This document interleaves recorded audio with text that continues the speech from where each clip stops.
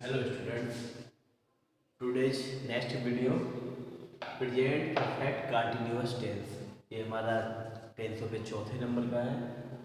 और पहचान क्या होगी, सबसे पहले इनको पहचाने कैसे। देखिए सिंपल सी है, सिमिलर होगा ये आपका कंटिन्यूअस है। जो पहचान कंटिन्यूअस की है सेम आइडेंटिफिकेशन इसकी भी होती है हिंदी पे। देखने में ऐसा लगेगा जैसे कंटिन्यूअस ही है, क्योंकि इसके लास्ट में एट लास्ट रहा है, रही है, रहे हैं ऐसे वर्ड आएंगे। और बस फर्क क्या है, जब रहा रही रहे इसमें भी है, कंटिन्यूस में भी है। फर्क क्या है दोनों पे?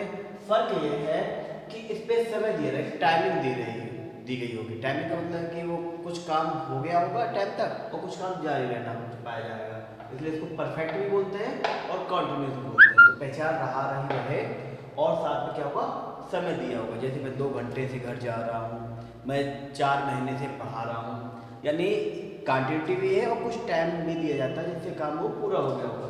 ये तो वह हिंदी में पहचान। बट इंग्लिश में अगर लिखा तो हम कैसे पहचानें? सबसे बड़ी पहचान तो क्या है, इस पे हेल्पिंग वर्ब क्या यूज होगी? हैज बीन या हैव बीन। हैज बीन कहाँ यूज होनी है? यदि हमारा सब्जेक्ट ही, सी, इट या किसी का नाम है या सिंगुलर पर्सन है तो वहाँ पे we use helping verb has been when subject is you, we, they, I और प्लूरल सब्जेक्ट, यानी ऐसा कि एक से ज्यादा हो तो वहां पे हम यूज करेंगे helping verb, we use helping verb have been. Next identification similar continuous, we use ING with helping verb. एक और पहचान है इस पे। इसके बाद टाइम के लिए क्या लगाते हैं हम? सिंस या फोर। सबसे ज्यादा कंफ्यूजन वाली चीज यही है, सिंस या फोर। ये कहाँ पे हम सिंस यूज करें और कहाँ पे हम फोर करें, सबसे ज्यादा ये कंफ्यूज होता है।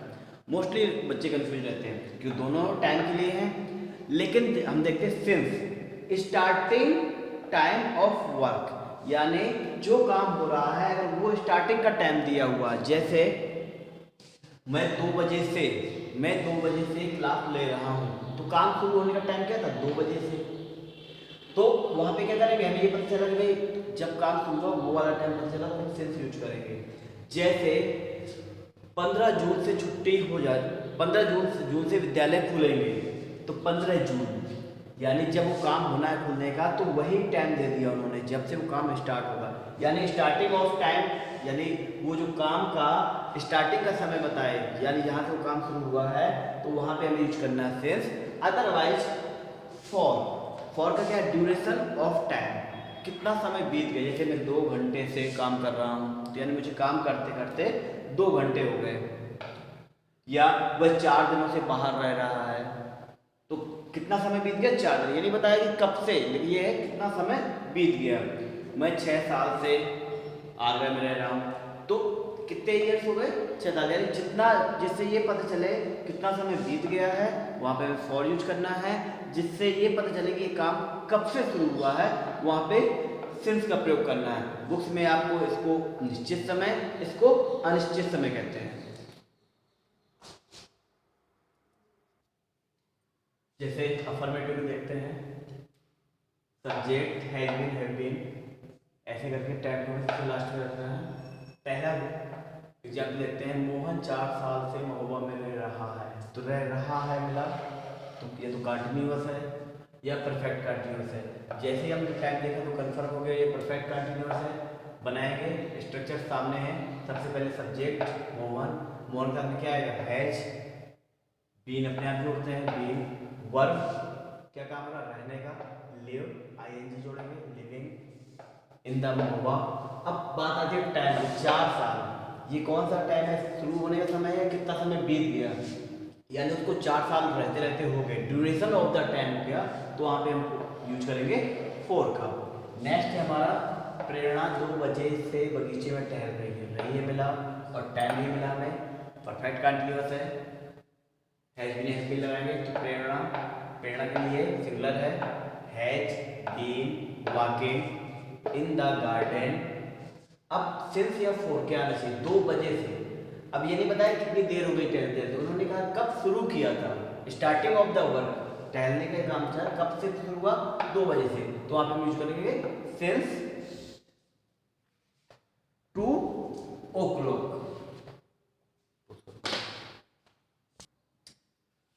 अब नेगेटिव में देखते हैं, छोटा सा फर्क है। मोस्टली क्या होता था कि हेल्पिंग वर्ब के बाद हम नॉट लगाते थे, लेकिन यहाँ पे हेल्पिंग वर्ब दो वर्ड से मिलकर बनी हुई है। साथ में है तो है, साथ में हमें बीन यूज करना पड़ रहा है। तो हम नॉट को प्लेस कहाँ करेंगे? बहुत सारे स्टूडेंट्स बीन के बाद नॉट को प्लेस करते हैं, लेकिन यहाँ हमें नॉट को प्लेस करना है इनके बीच में, बीन से जस्ट पहले हमें यूज करना है। जैसे एग्जाम्पल है, शिकारी आधी रात से जंगल में नहीं भटक रहे हैं। सब्जेक्ट शिकारी द हंटर्स, एक नहीं ज़्यादा है, हैव। अब जो नॉट है तो हैव बीन नॉट नहीं हुआ, हैव नॉट बीन भटकना, वॉन्डरिंग इन फॉरेस्ट या इन द फॉरेस्ट भी कर सकते हो। अब आधी रात जब से भटकना शुरू हुआ उसी समय को बताया गया है, सिर्फ होने आएगा सिर्फ मिडनाइट। और दूसरा है, मोस्टली लोग बहुत ज़्यादा यूज करते हैं, मैं पिछली रात से बुखार से पीड़ित हूँ, या मैंने यहाँ पे नहीं हूँ। तो I have suffering from fever बहुत लोग लिखते हैं। तो आई हैव नहीं के लिए नॉट बीन, आई के साथ में हैव आएगा। सफरिंग फ्रॉम फीवर सिंस, यानी जब से बुखार शुरू हुआ उसी समय की बात बताइए, कब से? रात से। कौन सी पिछली रात से? Since last night. इंट्रोगेटिव में कुछ नहीं है, हमारा जो है ये है उसको हम पहले रख देंगे, इसके बाद then subject, then be, then verb में आईएनजी, बाकी सेम ही रहेगा। जैसे क्वेश्चन में है, क्या वे तुम्हें 2 घंटे से बुला रहे हैं, यानी यस या नो टाइप। ये स्टार्ट में क्या आया हो, हाँ बुला रहे हैं नहीं बुला रहे हैं, यस या नो टाइप हो, यानी क्या से स्टार्ट हो। तो उसके लिए हम क्या करते हैं, सबसे पहले हमें हैज या हैव, तो वे के हिसाब से मैं क्या आना चाहिए, हैव, दे। अब बीन आएगा यहाँ पे, बीन, कॉलिंग, टू यू भी कर सकते हैं, फॉर यू भी कर सकते हैं, और फॉर।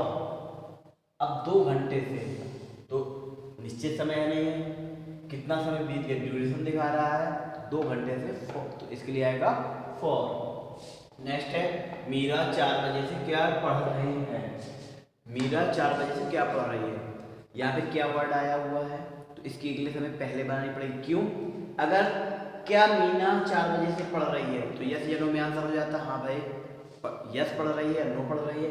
यदि अगर क्या बीच में आया है, मीरा 4 बजे से क्या पढ़ रही है, तो मैं यस या नो में इसका आंसर नहीं दे सकते, तो इसके लिए हमें क्या की इंग्लिश पहले बनाने पड़ेंगे, व्हाट। अब आएगा हैज, मीना, बीन, रीडिंग।